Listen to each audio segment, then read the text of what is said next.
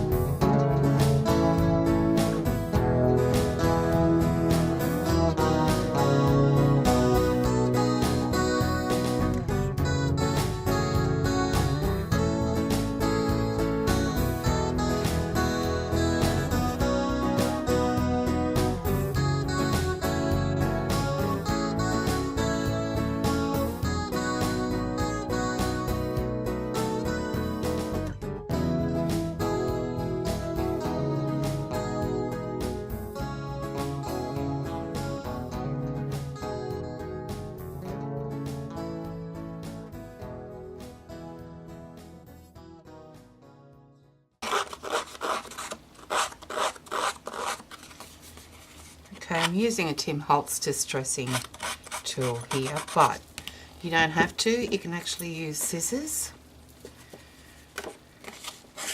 to do the same thing. Just to distress the edges.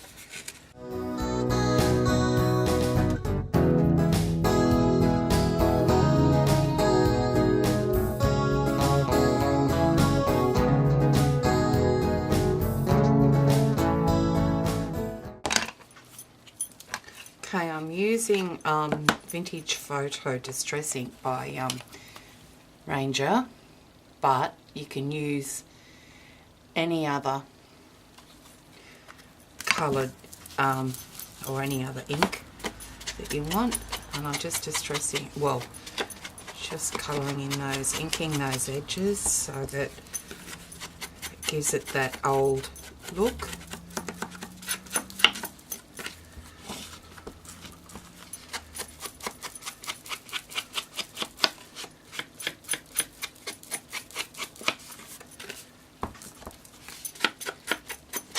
And instead of using the Tim Holtz Distress tool, inking tool, you can use a makeup sponge, any other sponge, just to ink it up. I'll show you. You've got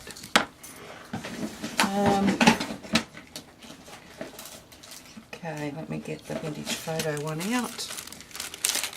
So this is just a piece of sponge. This is a Stampin' Up sponge thing, but you can use makeup wedges, and I've just got it attached with a paper clip, bulldog clip, and that can just be inked up like that.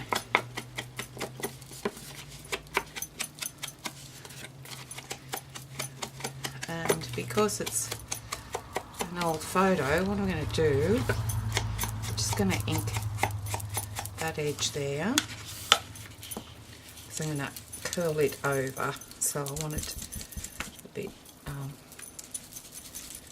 vintage looking. Okay, so I'll show you what I mean.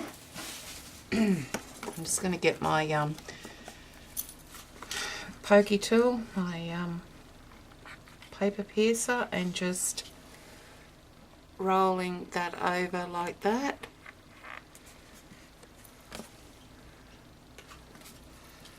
And then I'm going to actually better heat set that first because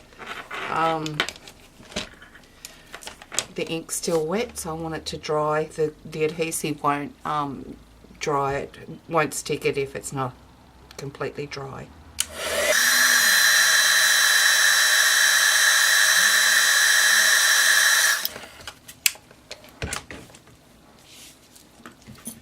Just using some Scotch Quick Dry adhesive. It's a wet glue. Brilliant adhesive, but any adhesive will do.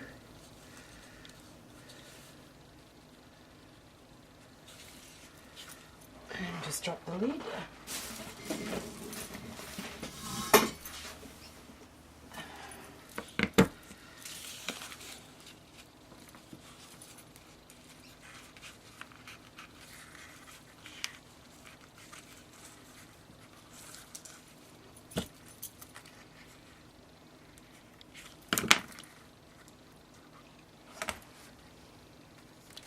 Holding it there in place until it actually dries, which shouldn't take too long.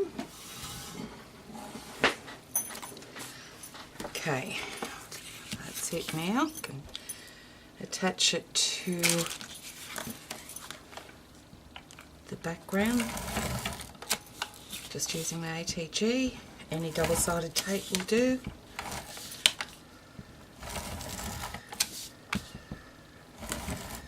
Or a wet glue stick, anything.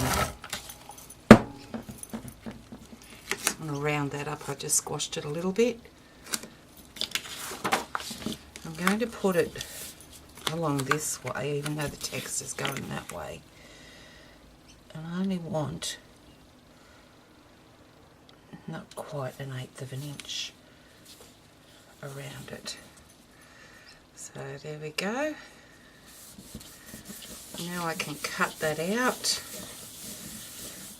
just using my paper trimmer.